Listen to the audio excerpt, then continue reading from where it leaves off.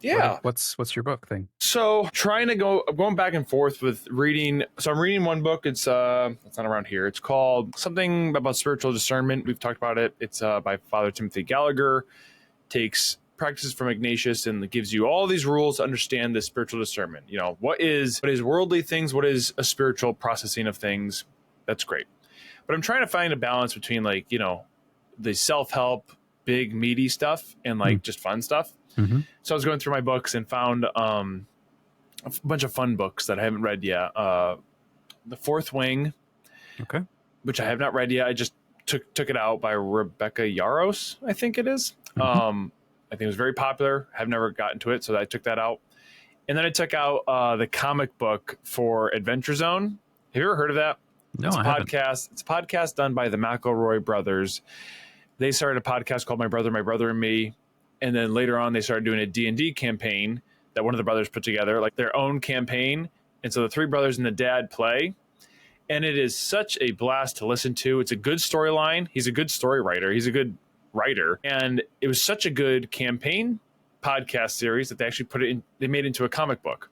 For real? So, yeah. And it's just the two of them doing like a one shot, or it's like a long running? It's a long run. So they've done it. So it's four of them all together, three brothers and the dad. Okay. And the youngest brother's the DM. And, gosh, I don't know how long it ran, but it's a long campaign. And it goes, so you listen to the podcast. It's a series of episodes for the whole entire campaign. And they do, I don't know, they're on the probably fifth campaign, sixth. I might be way off with that, but they've done a bunch.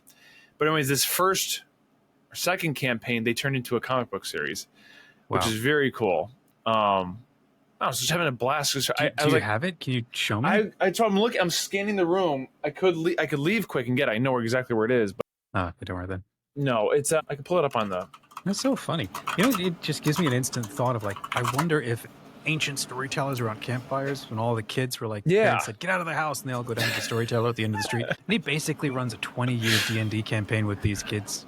I mean, basically, that just makes way too much sense not to. It's so fun. I mean, like, how just the concept is so fun of, like, you know, immersive, fun storytelling. So you have this epic story, and then the listeners of the story actively participate in it. You still get to go through it.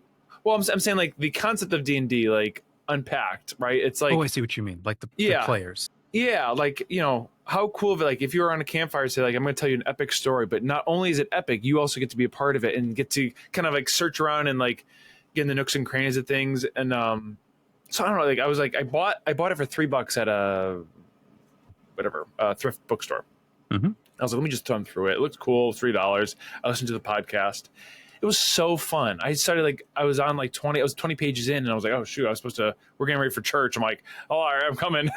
You know, forgot what I was even doing, but highly recommend the series to listen to. Highly recommend the book, you know, whatever way you want to digest it. Yeah. By the way, you've ruined our logo. Your hair looks awesome. It's all come in and stuff. I'm just realizing it's different here. Through the many changes of my, you know. Yeah, no kidding. I've gone the other way. I've shaved. And we're just reversed a little bit. There you go. Well, and it's funny you mention that, because I was teasing the idea of shaving it all again. I saw, you know, it's hot. It's getting, you know, hot up here, which every summer, obviously. And I get tempted to shave it all again. So I don't know what I'm doing. We'll see what happens next week. Next week. So you got the comic book. What's give me a rundown? Like, how does the story work? Yeah. So the premise is there are these, there's a wizard, a dwarf, and a human fighter. So the three brothers, that's their characters. Sorry. The two brothers are the elf and the human, and then the father's the dwarf. They're on this mission to reclaim all these artifacts across the known universe that are highly magical and highly dangerous. And there's an organization kind of like funding their mission to reclaim these. They're called the Reclaimers. And so it's this fun, epic storyline of like these guys working for this moon base operation to reclaim these artifacts around the universe. And when they bring them back, they essentially wipe the universe's memory of these artifacts because they're too dangerous. So it's a very fun, and it's funny. It's very, it's, you know, not adult. It's like PG-13, right? You know, but it's very fun, very funny, humorous. But the storyline behind it all is amazing. Like, on top of just this fun, cartoonish game, is this beautiful storyline that this guy created. Yeah. Wow. I'm really intrigued. Yeah, I mean, and luckily, it's funny. Like there's such approachable mediums to, like, comic book is so approachable, and a podcast so easy. You just listen. Like, I like how they've presented this storyline and this topic so user friendly, if you will. And you don't even have to know about D&D to enjoy it, really. Okay. Yeah, I'm looking at their website. Like, I like their vibe. Maximum fun. That's their collection of podcasts. Their family has, like, network of podcasts. Very cool. Yeah. So just had a fun time doing that. And fun playing. We started playing Magic the Gathering. Me and my son started playing it. Oh, really? And he's 7, which was like, I don't know if that's gonna be too young, but he caught on right away. And again, whenever you like describe like what you like, so with that you have to. There's elements of strategy. There's elements of how you build the deck, like what what characters and creatures and spells like you have in the deck. So like we both built our own decks, played, and then after he's done playing, he's like, I know what I need to do, and he's like, strategize. So like, think of a 7-year-old. He's like, you were able to attack me. I need to make sure I have a better defense, and I have to better at like retaining cards. I'm like saying things that I'm like, how are you even thinking of this? So I don't know. I thought it was tie my shoes at that age. He's not, and he doesn't tie his shoes, but he knows. He goes. There you go. 3-year-olds getting through your password and swiping the phone and forget stuff. it. It's funny how like some applications are just but like with this, he's very good at math. We've found out. Wow. Numbers come very easily to him. Okay. Like he's in 1st grade, but like going through math like nothing, because with the I feel like that was. For any kid, when the application is right, they could zoom through subjects. Yeah. Right? Like when math is applied to something that they care about, it's like a fire lights or reading if they like books or whatever. Yeah, I was like that with physics, right? I could not understand or remember it, or none of it made sense. And my poor teacher, he was like, so there's kinetic energy that builds up in a hammer. And I'm probably still getting this wrong 15 years later. And it gets transferred like into the nail. So I'm like, does the rising action sort of supercharge the hammer to build up the kinetic energy like Thor, and then it dissipates into the nail? And he's like, no. Where'd the energy come from? I don't get it. So anyhow, I struggled. I failed math and physics and chemistry. I could not. It was so abstract, the stuff. But then I read The Physics of Star Trek by Lawrence Krauss. And that was awesome, because it took, I mean, I've not even seen a ton of Star Trek. But it took all of these topics like wormholes and faster than light travel and anti-gravity and stuff like that. And then it was like, okay, for this to work, here's what would need to happen. You would need 50 suns to be able to reach this, whatever. And it's like, now I still don't remember anything later. Sure. But I remember feeling happy about myself. Like, oh, I get this physics stuff. I can fly a starship now. But like the pieces fit together more, because like I see it, like it brings that like that mode of application. You're like, aha. Yeah, I think there are some people who are geniuses for abstracting things, and getting them without a story. And they're geniuses at that, and that's just not me. Yeah, no, same. Chemistry was the only. I remember the summary of my chemistry experience was me studying for a week for a test, right? So I studied hard, applied myself, took the test, got it back. I got a 27. For a test I studied for, applied myself, I got a 27. Like, it's not even like a joke. Out of 100, to be clear. Wow. So that one, I just could not mesh it together. But yeah. I've been fighting. I used to be really good at math. Up until high school. They were just tanks. And then I got stuck because I was doing Seton homeschool, and I was behind in algebra and I was behind in geometry. And so I was doing like one chapter in each book each week. And it was probably a problem because I needed to get far enough in one so that I could understand the other or something. And so I just flunked both. And I remember going and taking my GED. No, I took the SAT so that I could get into college. And I did a year in college. And when I got my SAT results back, and they were pretty good. I don't remember the number anymore, but they were high. I remember people being impressed by them. But when I saw the return for the math component, it was F, F, F, F, all the way through. Everything else was like super high, long essay, like the English component was, social component, all of that was like off the charts, but the math part was like, I saw that, I was like, why even try anymore? I'm just not going to try ever. I don't. Yeah, I don't know why. Well, I think I don't know. Maybe it is a correlation between like a creative person and a mathematical person. Like there's because you're very creative, very So that side is full bloom with a Yeah. math logic. I don't know. You I'm know just what speaking out of my. it might also be, it just struck me for the first time thinking back. I wonder if I might actually have a negative relationship to math, because Probably. that was like the one class that my mom could not do. And so she would have my dad come and teach us. Yeah. And he was good up to a point. I don't think he liked doing it. I did not like teaching us because he was the primary breadwinner. So as much as he loved his kids, time taken away from breadwinning was tough when you got 8 kids in the 90s, and that's Australia at the end of the world. Yep. And so, gosh, we would be doing this one book of algebra, and he would be running us through it. We would always get 25% through, and then somebody would make a mistake, and then he would start again from the beginning. And we did that over and over and over again, maybe 3 times. And I remember getting so angry when he made that call, and he looked around at all 4 of us at the table and was like, that's it, we're starting again. You obviously haven't got it. I remember getting so mad, and I remember going, this anger is unproductive, and I reached down and like a light switch, flipped it off, and just turned off the emotions. And that was what I needed to do to get through that moment and get into the math. And I think I learned a skill on that day that has been very mentally harmful. Yeah. Very Math bad for is your mental dead health. to you. Well, some negative emotions. Like, I know that I can shut stuff down to get the job done. Yeah. My problem is I never switched it back on again and processed it, or, got it out or did anything. And so it just sours and boils and causes problems and works its into, does other stuff. And here we are. And here we are today, living our best lives, hating math. Math is dead to me. I could see that. I mean, math, that was my first recollection of in school, like having a panic attack, was around math, because there was a test that was that day, and I did not remember that there was a test that day. And school was just generally overwhelming for me in certain ages, in certain grades. And that grade was very overwhelming. It was the first time, you start switching classrooms, you start having multiple subjects, you start carrying around, you have to I don't know. For me, I feel like it was a lot to think about, okay, from this, now I have this next class, and there's multiple teachers. And so you're not just working with one-on-one teachers. You have, anyways.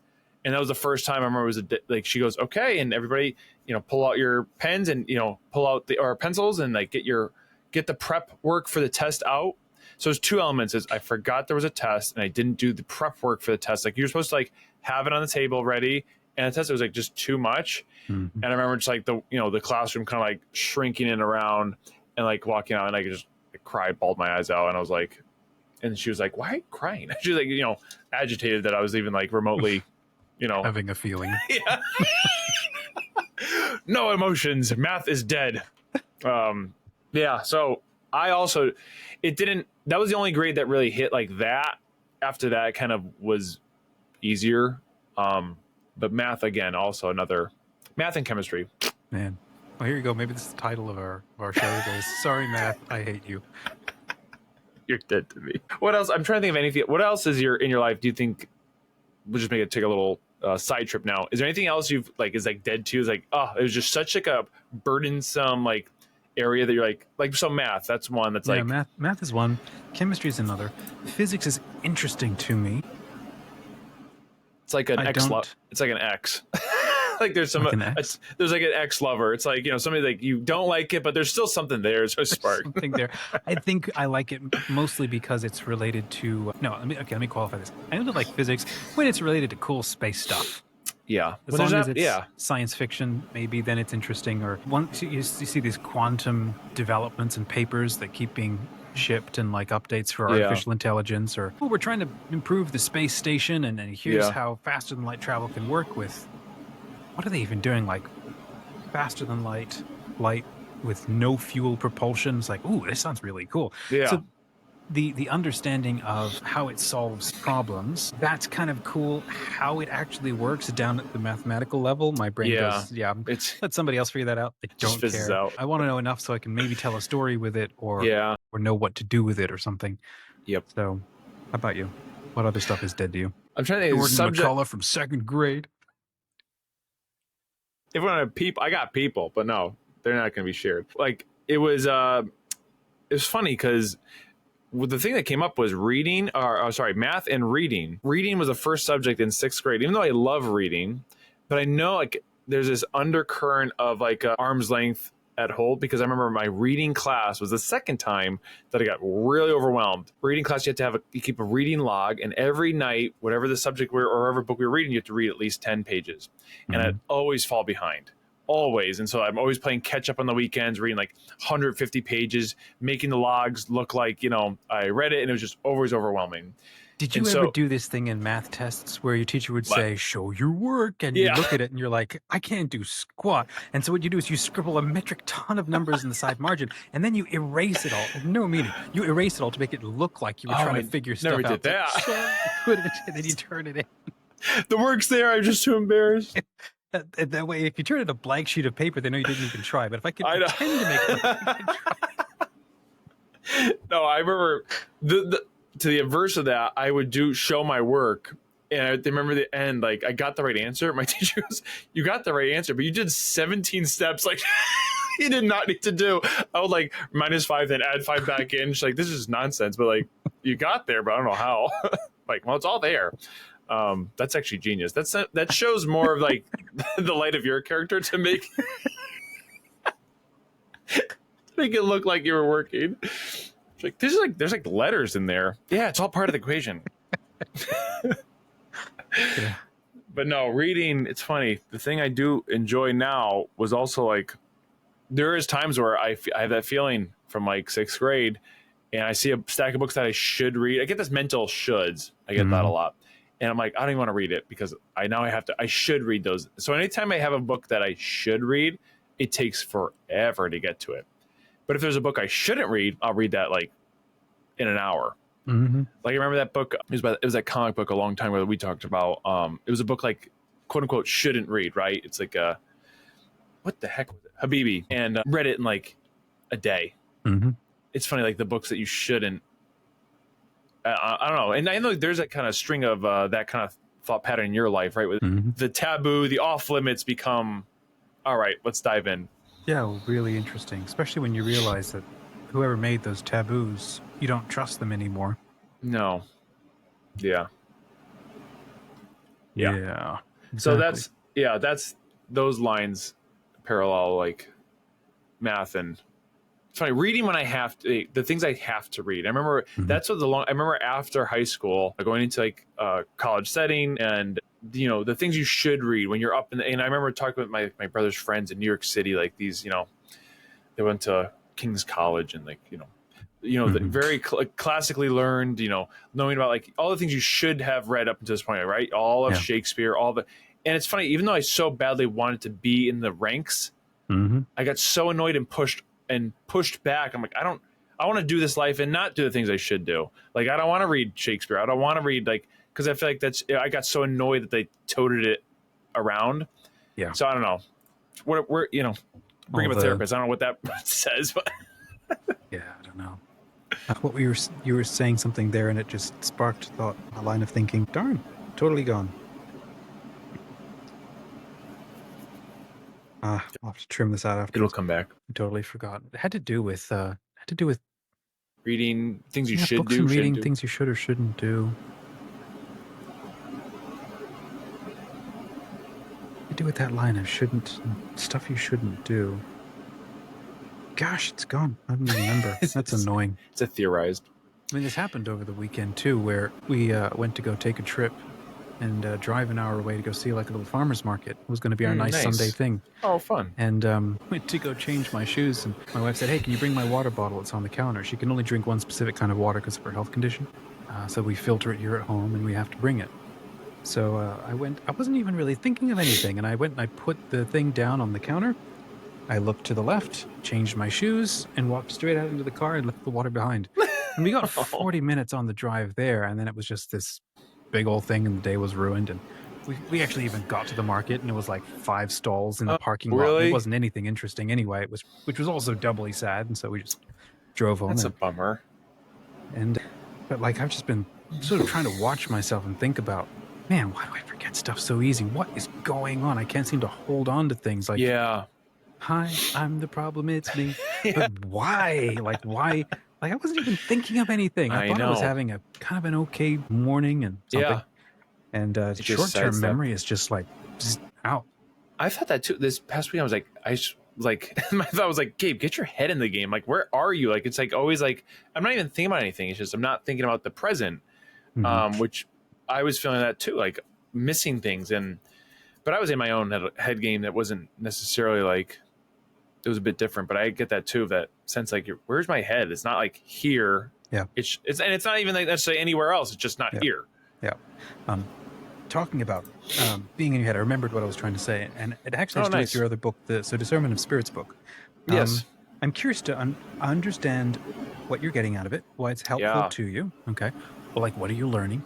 Because here's a working theory about topics like this, and I'm still trying to make sense of it because I'm looking around at my life, right? I'm doing everything that my former past would go, you're deep in devil's territory and you're ripe for all kinds of problems because you're not doing anything that you should be doing. And I've got, now I would argue every single point, but they would say stuff like, you have no sacramentals in your house, where's the holy water? Like, you're just a breeding ground for spiritual parasites. And I'm like, what are you doing? Actually, I think I'm kind of okay.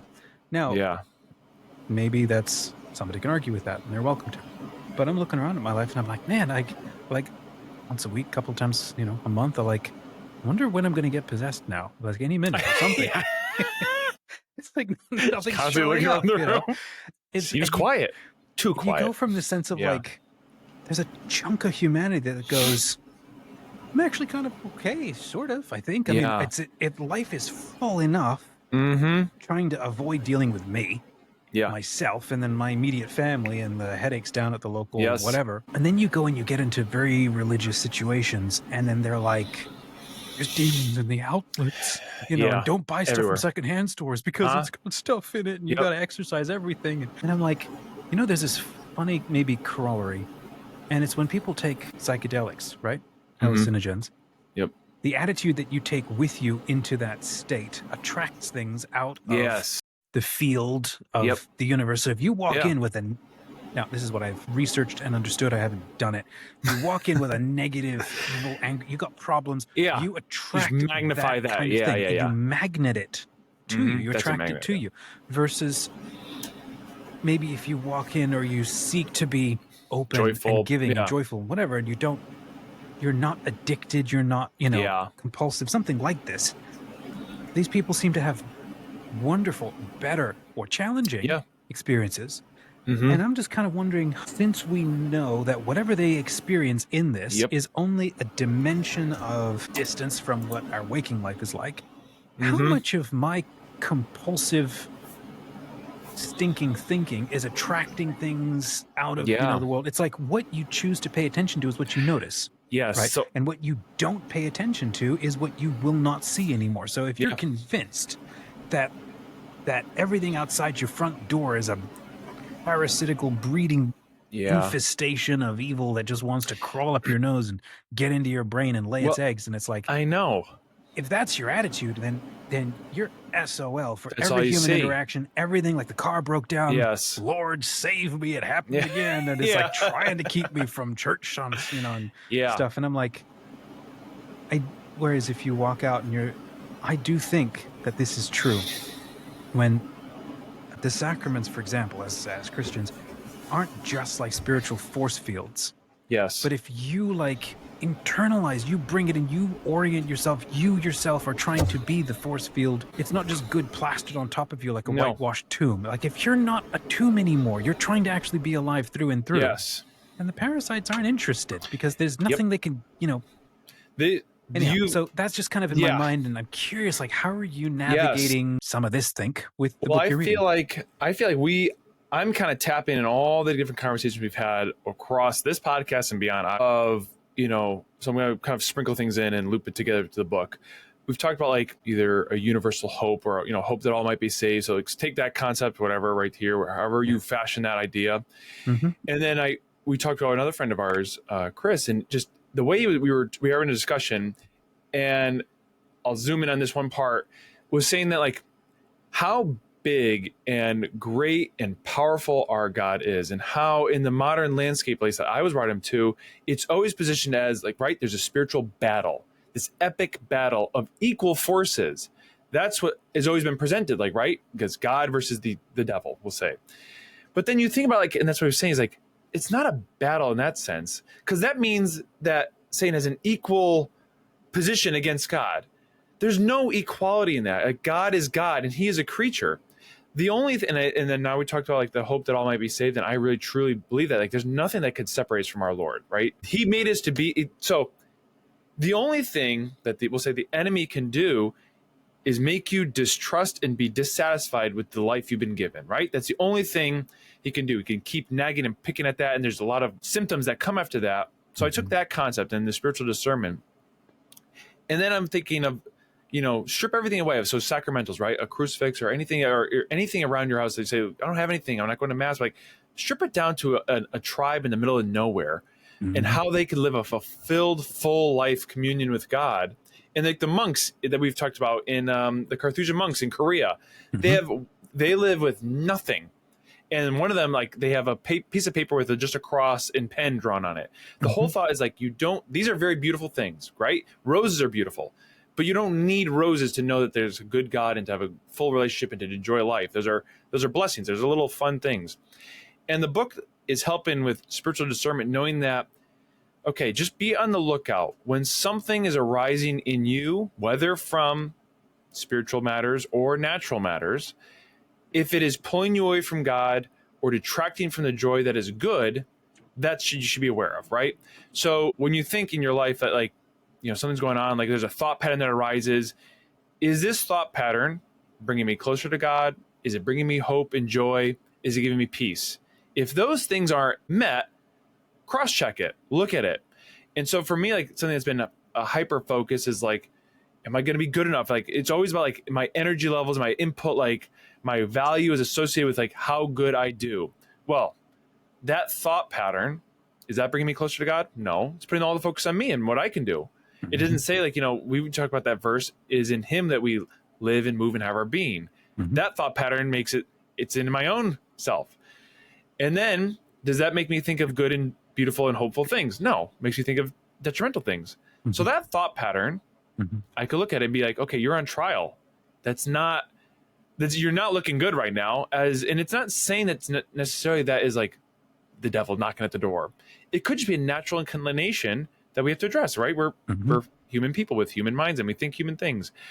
And so I think this book is helping like recognize that not every single thing is a demon in the room. Sometimes it's just the carburetor. Exactly. And you don't have to just dismantle, like you don't have to start like dismembering God's goodness because the car broke down. So no, it's a natural thing. But the enemy can use a natural thing and skirt you away, right? You could be like, God, why would you do this to me? I'm on my way to church. I thought you loved me.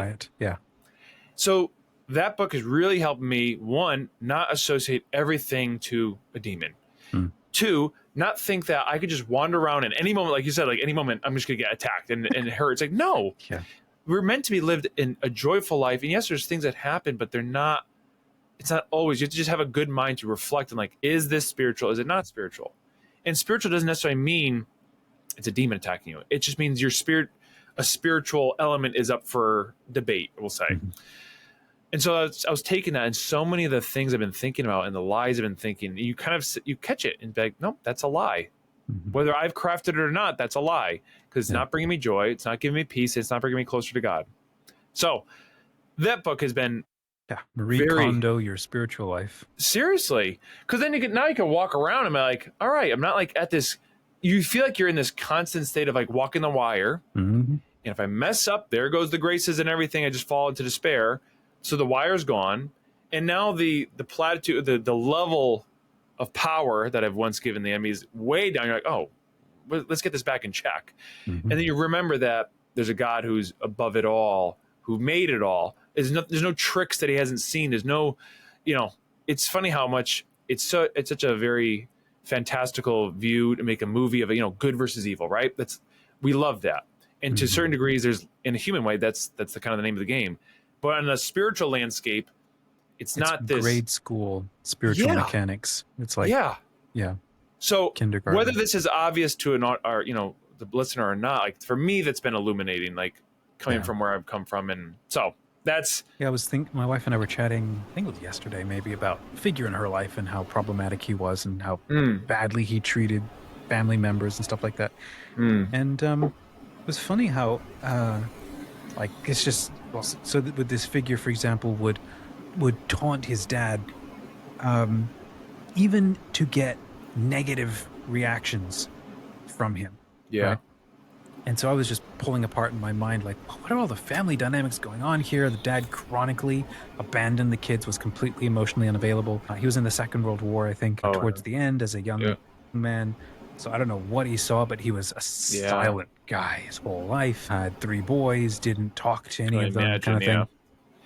The mom seems, from all the accounts, I never actually met her. She died not long after I got married, but was a horrible, narcissistic, soul-sucking kind of human being, and even from beyond the grave, continuing to like mess around in her kids' lives with wills and stuff like that. And I'm just then thinking about the dynamic of these kids and like why somebody would be this kind of way, and realizing there's amount of pain inside this guy's soul, such that he would, any attention at all is desirable. Even negative attention, like in my family, there's like 8 of us kids, right? Or sometimes my little kid, she's just pissed and just like, notice me because maybe you're too busy. I will even take negative punishment related attention because it means we're interacting and I just want anything here. And then when you're like 60 years old and you're still acting this way, right? And so I'm thinking about, like you're talking about, sort of this good versus evil thing, and how Christ is on the cross, right? And he goes, Lord, forgive them. They don't know what they're doing. Yeah. And I've been trying to think about that more. The sense that, like it says, truth will set you free. And if you don't have truth, therefore you're not free. Therefore your choices aren't free. For the same reason in court, we don't judge somebody when they're mentally incapacitated or they're sick or they are free. overwhelmed. Yeah, they did not freely make the choice. What their level of involvement was is anybody's guess. But from the God standpoint, right, looking at a human person, somebody who's been in like spiritual or psychic, whatever, chronic pain that has broken you down for decades to where you're not actually a fully functioning human being. You're kind of like, you think you're here and you're okay because you can drive down and get yourself a burger whenever you want. You can piss off everybody and, at work and stuff. But you're like, how free are you actually? How many levels of addiction are going on? Yeah. That sense of, okay, you're still a nightmare. I'm not, what am I trying to say? There's a level of pity that I think is appropriate to have. There's a point at which as humans, we have to be like, we have to create a safe world for children, for women, for families, for other men, for sick people, for poor people, for old people. We have to create a safe world. And if you're a problem, we have to incarcerate you or we have to take you out of the game or something. Just move you. So awful stuff that we have to do because we're not God. And so we have to trust God to take care of these people and so on. But at the same time, we have to balance this all the way on the other side with the sense of, if you're in any degree of, air quotes, sin going on in your life, or pain, or you're overwhelmed by dark or evil things or whatever, there's also a point at which you don't know what you're doing. No. Because if you did know what you're doing, you would be more regretful. There would be a turning away from it. There would be if you did know what you were doing, there would be more of a freedom because there's more of an openness and an awareness of actual truth. But it's like seeing this, I'm reading this book called The Way of the Bodhisattva. And the more that I read it, the more I think, oh my goodness, this is how so many Christian mystics are like. This idea that as people start to achieve divine unity and enlightenment and the spiritual goodness and the fulfillment of their being and so on, as they get to the edge of like the door to Narnia, right? They're like given a choice. You want to keep going? And they're like, yes, but I want everybody coming with me. So I'm going to go back. Maybe I'll go back and live another life just to sort of be that lightning rod to draw more goodness into my environment. Or I want to go carry somebody's burden down in hell to give them a minute to breathe and to be free so that I'll take on their weight, everything, and carry it for them and suffer for them so they can get just a minute to think. Just to think straight, and maybe start changing and letting go of the agony and the pain, right? How many times do we feel like this when we see our children are sick? And we would think as parents, right, or somebody that we love, like maybe the girl we're dating and we love her, and she's going through something rough, and we're like, I don't even know what the consequences would be. I would want to carry whatever that person's going through. Yep. I'll take it on. I don't know what the cost would be. I don't care. I'm not even going to think about do that. it, I would take it on so that they could be free because their freedom matters. You just ladder that up and you're like, no matter who you were, whether, what side you were on the world war, what kind of horrific psychopath you are, as humans, we still have to maintain boundaries of good functional society, and you can't be a bleeding heart that lets bad guys wipe you out. But from the point of view of trying to also, at the same time, you're the warrior and you're also the wise one. You're cultivating what are we actually dealing with here, and you recognize every single person who's ill or who's evil or practicing evil. There's a point at which they're not all there. They don't know what they're doing. Well, no, because they perceive it to be a good for themselves or for something. It's a misalignment of perception, but they perceive it to be good. And therefore, it's like sometimes how much fault can you actually put? And then it's like when you get this example of somebody running into a burning building just because, and then you're like, there's something wrong. You're not all there. Yeah. And it's the same. I get it, how we would look at sociopaths grinning at you while they're being led away to the electric chair or something. And you're like, they'll say like, oh, do it again. Yeah. It's the same principle. And I understand why we hate them. Yeah. Well, from a wise, like I'm thinking of like these Buddhist practitioners, right? Or a Christian mystic would look at that person and go, I'm so sorry for you. Yeah. You're not all there. There's something broken, off, lost, detached, whatever, horrifically traumatized, and then reformed around a scarred idea. Yeah. I mean, I've been sort of running it up and down my mind, like, actually, what is worse than deicide? What is worse than actually killing the Son of God? I can't actually think of anything worse. I mean, that's probably got to be the worst thing. And for him to be like going to his execution and going, Lord, forgive them. They don't know what they're doing. And I'm like, maybe my discernment of spirits or how I think about like good and evil and how this whole system works, maybe it's off. Yeah. It seems to be just like, that's what I was always confused with. I was like, the presentation of like heaven and hell and like good and evil, how you enter, it's like, it's a choice. I'm like, well, that makes no sense. I remember thinking to myself, I'm like, if the fullness awareness was like eternal bliss and peace and joy or eternal sadness and damnation, I'm like, what? That doesn't make sense to logically choose something that would put you in a stance opposite that. I know we discussed this before, so I tell you that, and in human terms or in a human application on this time, when you look at evil, like what even is it? It's this, you're like, it's a point blank, not knowing what you're doing.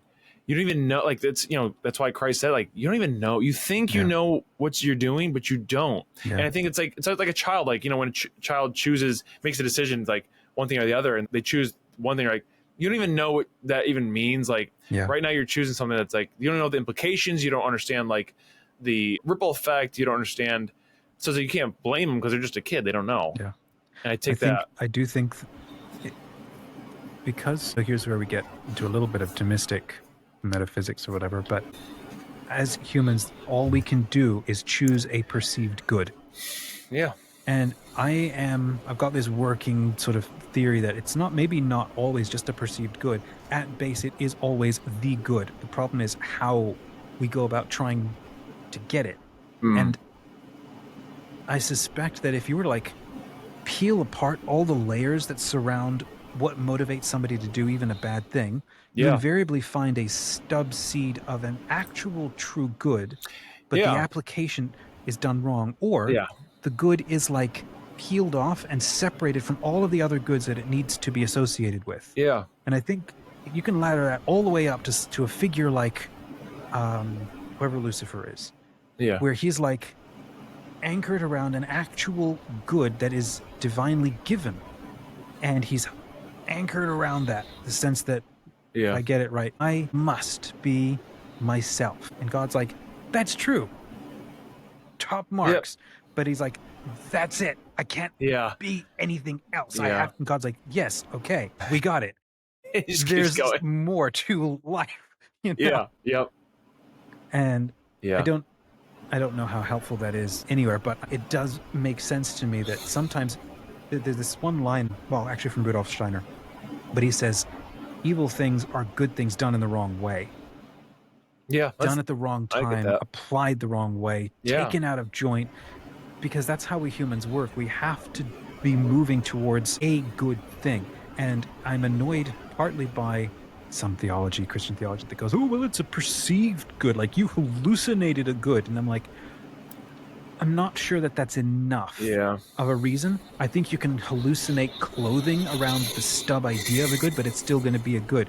You have a bleeding heart, anybody out on a limb chaining themselves to a situation because they deeply understand there is a good in this situation that must be preserved. Problem is, maybe that good is abstracted out of a context. It's separated from all the other kinds of good, and you're putting yourself on the line for just one specific, unrealistically, perceived element of good. But I think that if we walk around with this kind of attitude, you can almost instantly connect with, I think, almost everybody. Yeah. And I think that's kind of the call of like a so, wise too. person to be able to go like, no matter who I meet, you start talking about this topic and then the wise person who has enough life experience to go, oh, you're actually pulled by this. We can agree on that. Yes, you're right. Yep. This is a good thing to love. Well, it's like now let's talk about application. Yeah, that's seeing the connected humanness, the likeness of, I'd say the likeness of Christ in all of us, right? Because we're all made in the same image. To see that, however skewed and torn and scarred it is, you could still see that and recognize, like, I see you because we have the same thing in us. Though you are on a different path, you've had a different experience, you're in a different mindset, you could still see that similarity for sure. This, if you want to kind of take a turn into something different, but it's similar. This past week, last night, we watched Fountain of Youth, the 2025 one. Yeah. What'd you think? So I'll give you I liked it. I was hoping I really liked, so, the movie National Treasure? Yeah. There's like a coziness to it, right? It's Nicolas Cage, but it's a fun, cozy movie. I liked it. And I think I was looking like, okay, I want that, but even like better because we're it's 20 years. Right. It's been 10 years. Like I want it like dynamic. It's got fun characters, got fun actors. Like, so I think I just wanted a connection that was the same, but turned up a notch. I think they're different. Same kind of similar feel. I don't know. For some reason, I left not feeling like, like that was great. It was like, all right. Yeah. But I like the Fountain of Youth. It's such a fun like thing to explore, and like they touched upon such little like fun things. I love it when they mix in real world things like the Wicked Bible, right? The misprint and the art pieces, and it's all. I like how they all mix it in. But it was funny. I don't know if this is a spoiler. Can we talk about like a spoiler? Like Friends, at the end, if you haven't watched it, go watch it. Skip this part. Skip this part. At the end, when they get to the Fountain of Youth, what it does to you, right? The cursing and the blessing and the cursing. Yeah. It kind of goes, it's that perceived good, right? Even though that billionaire was, in terms of movie terms, right? This wicked man, right? Evil, like self-centered and didn't care about anything but himself. However, that's just the good I want what I want. I don't see why I can't. And they didn't really expand upon like what he was going to do with it. I think he was just going to sell. I think he was like more monetarily like greed. Like if he becomes, he could bottle this and sell it better. But like, there's that force of like, I don't know what to make of it. I think that's what I was kind of like left with is like, John Krasinski's character, like he saw it, but it was like, the thing is like, if you love other people, you get eternal life, but the people you love will die. I think that's very kind of an easy case to make. More than that, your life or ability to have that life is drawn or taken from That's them. what it is. Okay. So like in that case, it's like, okay, well, no, I don't like that. Doesn't really give me what I want, right? To lose the things I love for it. So that's like an easy decision. Yeah. The Owens character, the billionaire, I think that's a hard decision, right? There's like, no one's going to get hurt because it's going to be this self-siphoning like thing that, right? Because if you love nothing else but yourself, you get the eternal life, which is why they don't like that. So he's like, yeah, why not? I don't know. I think at that point, I'm like, what is he supposed to do? Not take it? It's like, that was the point. I'm like, even though I know it's a bad and he's going to be a bad guy, in his perspective, like, why not take it? I'm here. I made it happen. I put all the effort in. And I get it. It's kind of like now he gets to control the world essentially. But like in that moment, good versus evil, like there's no real like, I don't know. I guess I was left with like, for him, I'm like, okay, what do you think? Like I know, are like you talking from like, you know, bad like, guy philosophy or that's just what I like mean, at yeah. all? Like a moral, like in terms of morals, we don't know what he was going to do. I think Yeah. he was just going to make a lot of money. Yeah. But I don't Well, know. he I was certainly kind of, didn't want to die. I think he didn't that, want to die. Yep. I mean, he's now stuck in a living hell, right? Eternal duration, eternal existence without wisdom, without Oh, okay. what life is. Life is not just duration, it's expansive, Yeah. thriving, growing, integrating, learning, doing, seeing. Mm-hmm. He's now caught in a feedback loop within himself, which Yeah. means he will be in constant agony because there's not pulling in effectively anything outside of his own experience. And so the agony of now being so atomized, so disconnected from everything and everyone, and just locked in an eternal conversation now with himself. Mm-hmm. And the monster that it then creates. So, I don't know, I'm just walking around. well, no, with the idea. that makes sense. So there's a case of like, you know, I don't think if that's how it's presented, like he doesn't fully understand that the implication of doing that. He just thinks, I don't know, every age, live forever. Like it's such a childlike mentality. Right. But to know, like, you know, he doesn't even know what he's doing, right? Mhm. To know that, like, now you're stuck forever. He knows he's gonna die because then that lady rang the bell and like stopped the whole thing. Yeah. So I think he just died. I mean, how do you say this? Part of it is the punishment for lack of wisdom is the consequences of your choices. True. So main character, had a little more wisdom going on, which was actually poking at him throughout the duration of the movie, especially in his dreams, like trying to break in, like, you know, stop taking the thing for selfish causes, selfish reasons. Yeah. It will destroy you. Taking something, grasping at something that maybe is meant to be freely given. Yeah.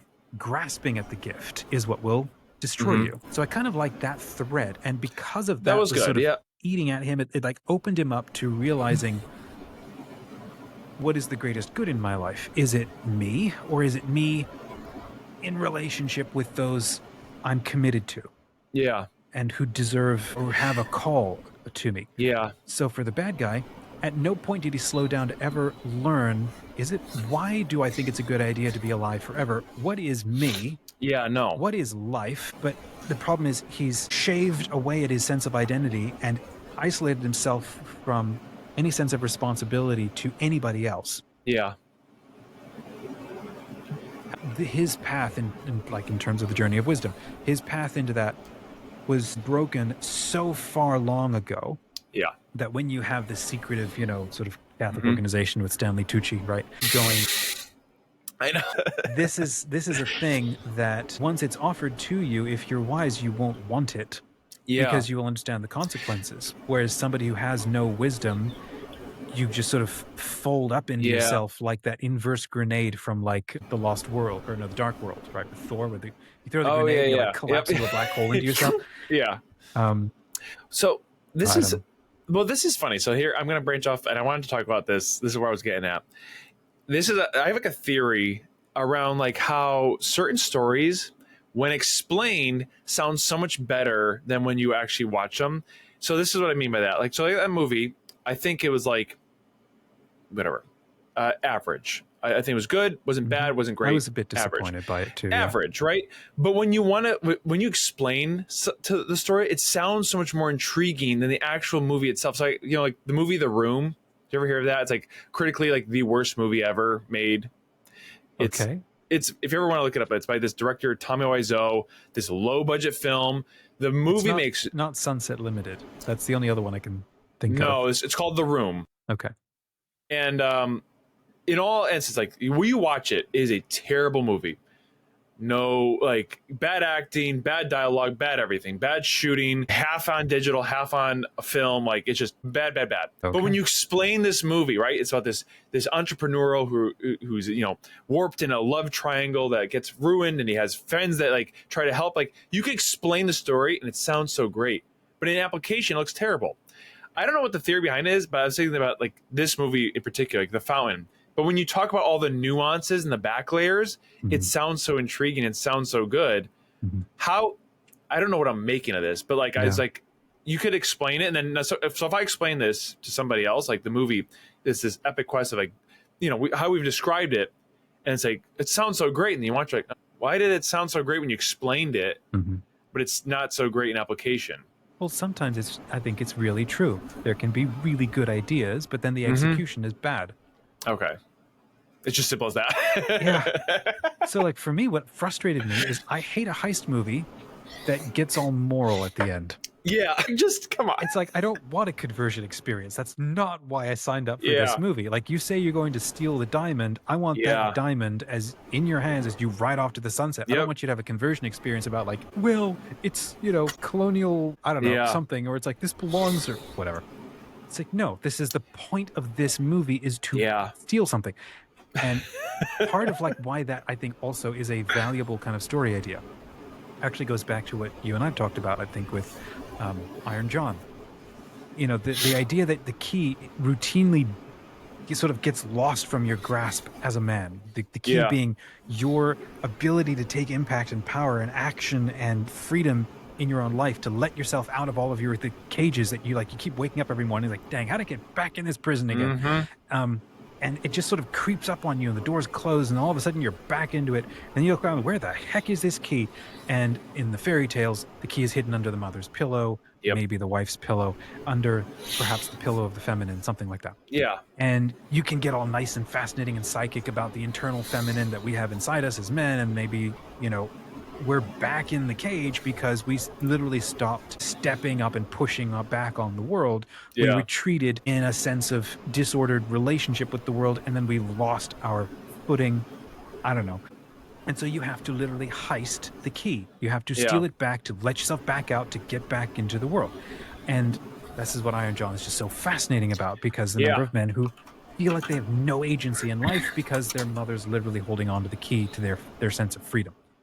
Or maybe not the mother, I don't know, could be the wife, whatever. So whenever we think about the morality of heist movies, the reason why there's that psychic pattern in your brain just loves a good heist movie, because it's something that we have to do in our own psyche and our own souls routinely. And it takes a specific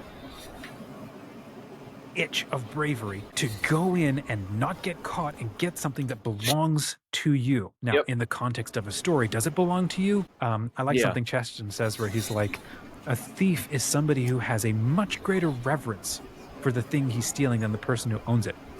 Because the person who owns it, wow, this is great, this is beautiful, puts it in a glass box and forgets about it for 50 years.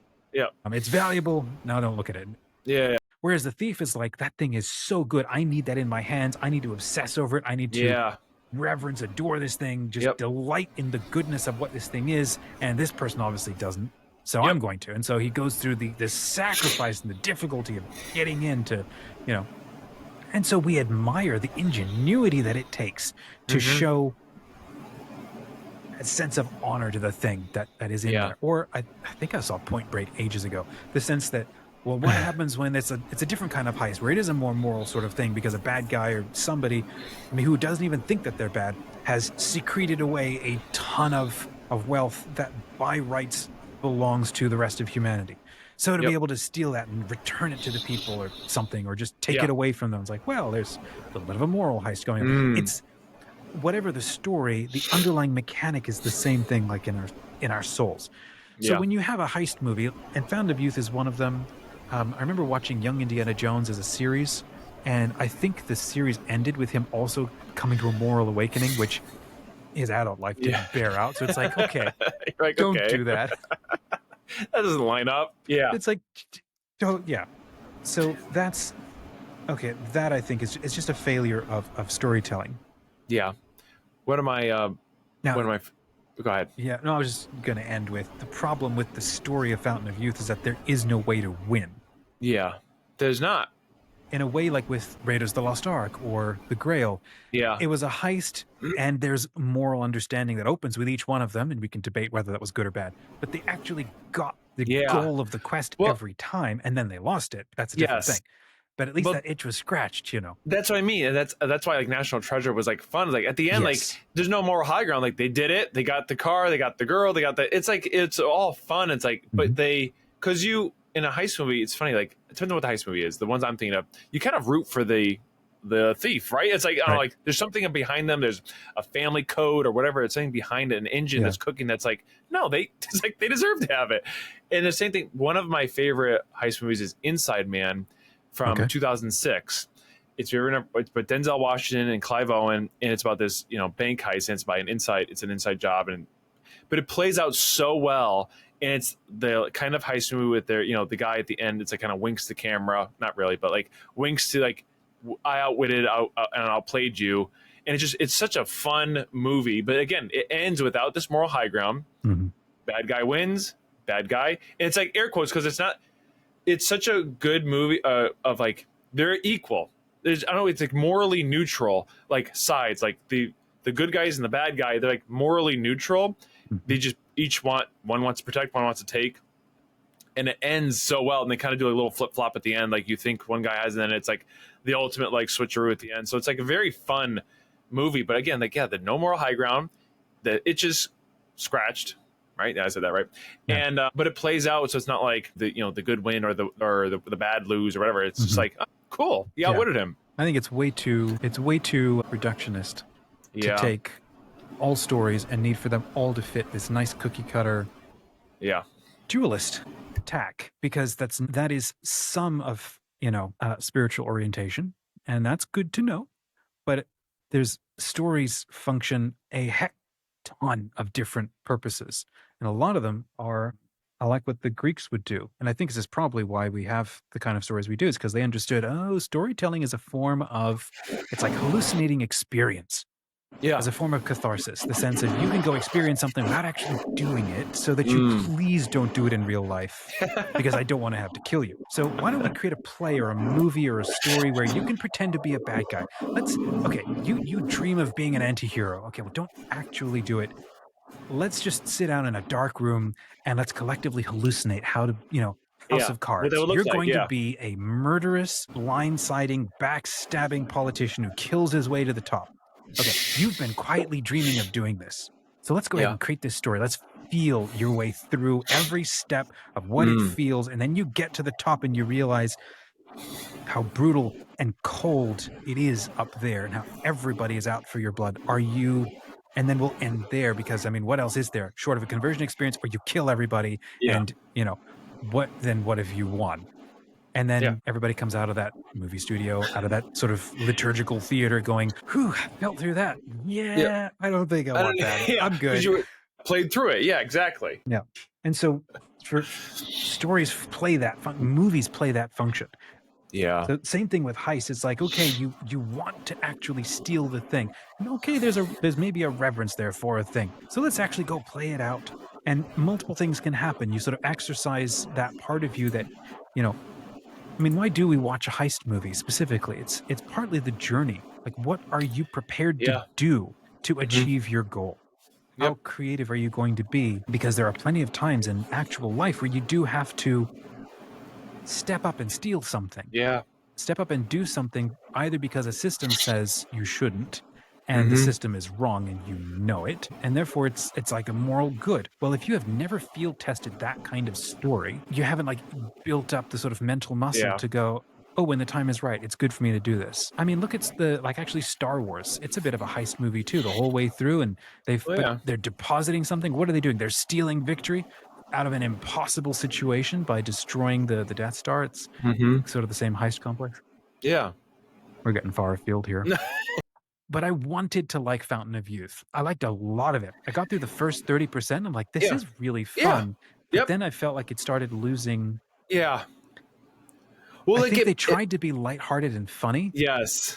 And that just started eroding at actual gravity of the thing. And then you get all the way to the end and you're like, I don't believe in the bad guys. I don't believe in the situation. As a main character, you could have almost taken him out from most of the story and it would have sort of happened without him. Like the last 30% of the movie, he wasn't really doing anything. No. You get into the pyramid and he basically does nothing. He just shuts up. Stands there.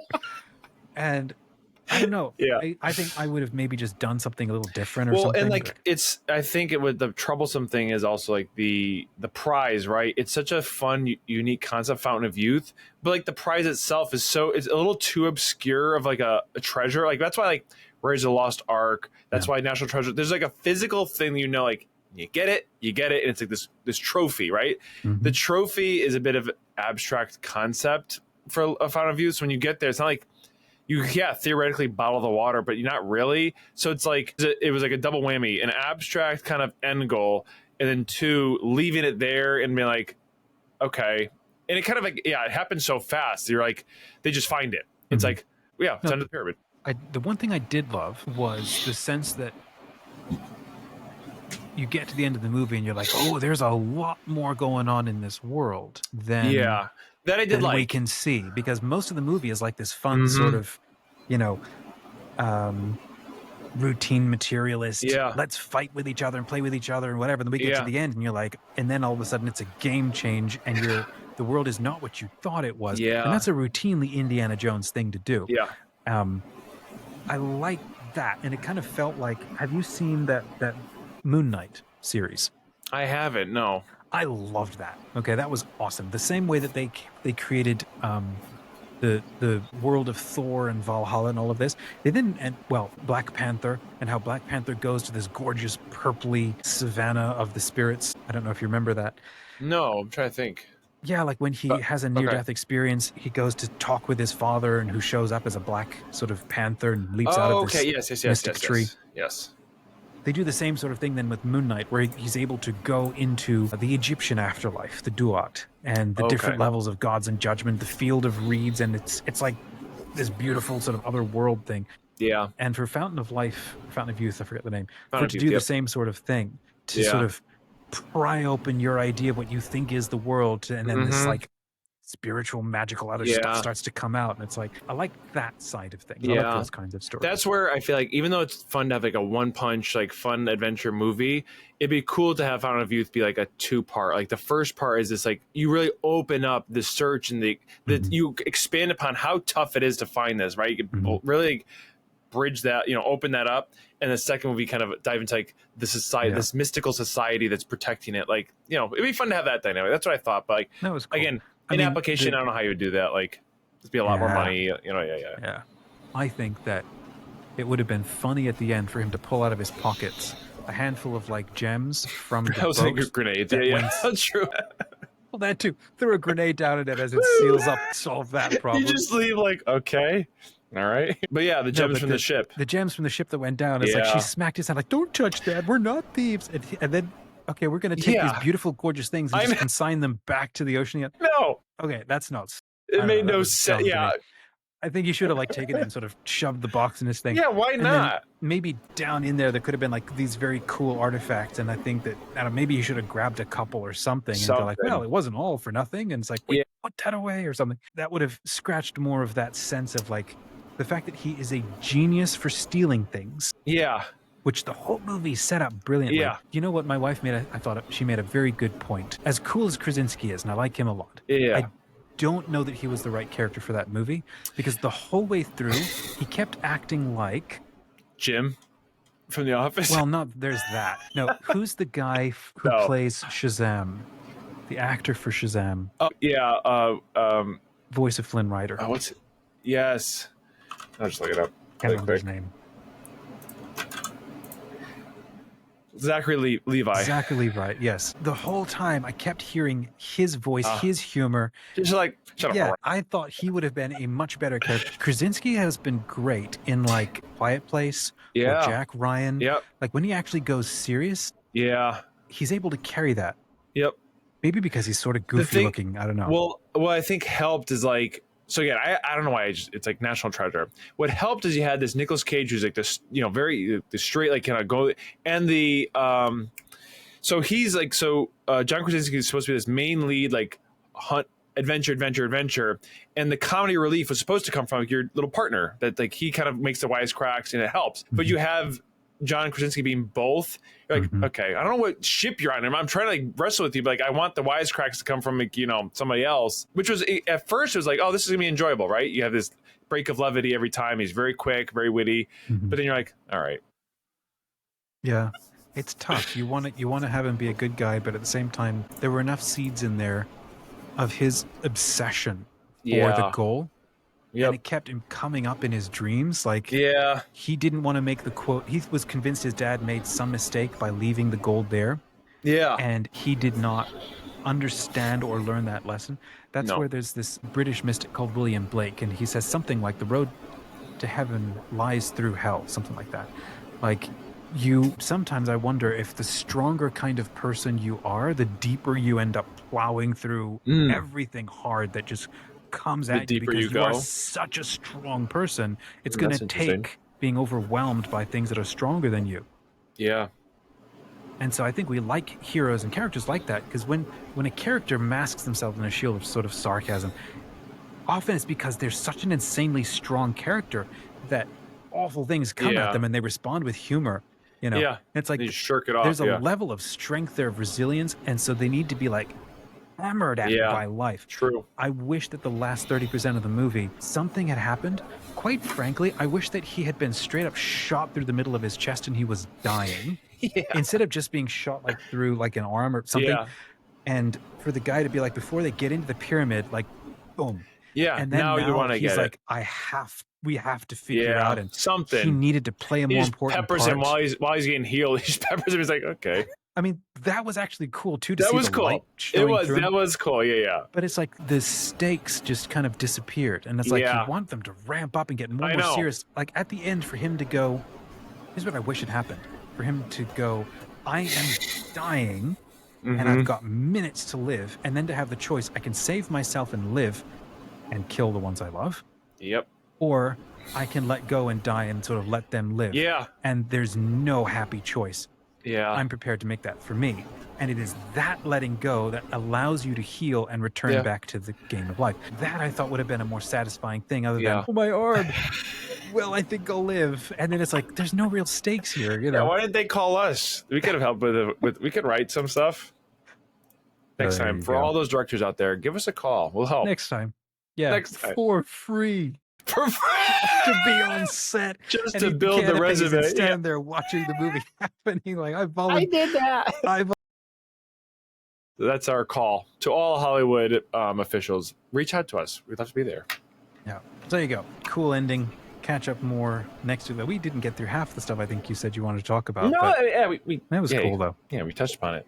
All right. It was good. Friends, if you liked Fountain of Youth, or if you hated Fountain of Youth, say hi in the comments. Tell us why. And if there's a movie that you watched recently that maybe we haven't, let us know. Or at least maybe we haven't talked about it, because we're watching movies sort of all the time. Kind of, yeah. Yeah. So let us know, and we'll try to watch it. At the very least, we'll talk about it and keep having fun. So have a great rest of your week. Catch you next time. See you soon.